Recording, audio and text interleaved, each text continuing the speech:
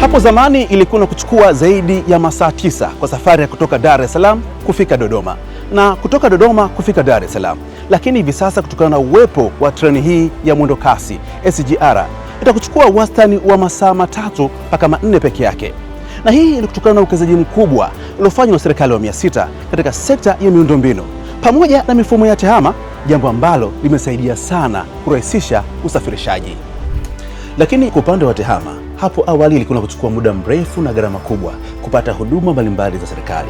Lakini hivi sasa unaweza kupata huduma hizo ukiwa mahali popote na kwa wakati wowote. Sasa katika kuhakikisha huduma mbalimbali za serikali zinapatikana kidigitali, Mamlaka ya Serikali Mtandao iGA imeandaa kikao kazi maalum kwa maafisa masuhuli, maafisa tehama pamoja na watumiaji wa mifumo mbalimbali ya tehama serikalini ili kujadili kuhusu miradi mbalimbali ya tehama, tafiti, bunifu na namna ya uendelezaji wa serikali mtandao. Kikao kazi hiki kinatarajiwa kufanyika kuanzia tarehe 17 mpaka 19 mwezi wa pili mwaka 2026 katika ukumbi wa kimataifa wa mikutano wa AICC jijini Arusha. Hivyo jisajili sasa kupitia mfumo wa TSMS, yani tsms.gov.go.tz, na kisha lipia ada ushiriki mapema.